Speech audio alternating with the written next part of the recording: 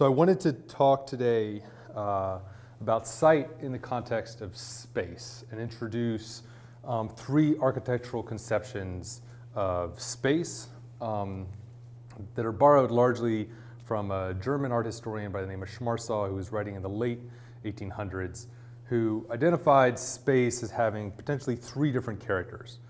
And the three that he identifies are space as enclosure, like a room, space as something which defines a place within an area or a radius, and finally space as something that's experienced in procession, or as something that you move through. I want to start with a specific building within this matrix, and that's the Pantheon. We're seeing it here, the circle in the center. In many ways, the Pantheon is a kind of room in that the exterior is not terribly distinct. There's this portico that's built onto the front of it, but if you move very far away from it, it disappears into the fabric of the city.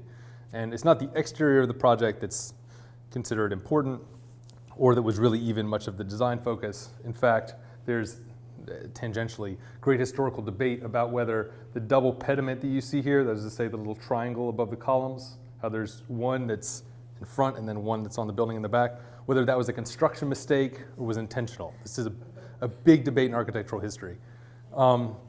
Archaeologists are convinced this was a construction mistake, that they built the interior, they somehow had to give this thing a face, the columns that were ordered were the wrong size, they were too short, and so they just built the temple front on it and put a door in this round building.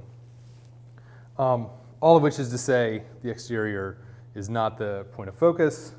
Rather, it's this interior room, which is above a semicircle. If you complete the semicircle, it forms a sphere and has one window to the sky.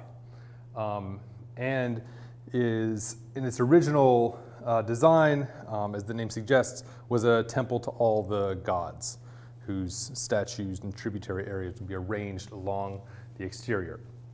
So put this forward as an example of space, site, as enclosure, as interiority.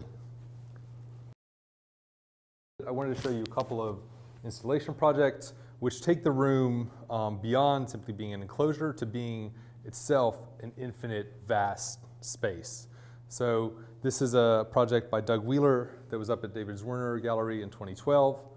So we're looking at white gallery space, but unlike the white gallery spaces that we're so used to, here the floor and the ceiling have been canted up and side-lit so that all corners disappear, and you can no longer tell where the room starts and stops.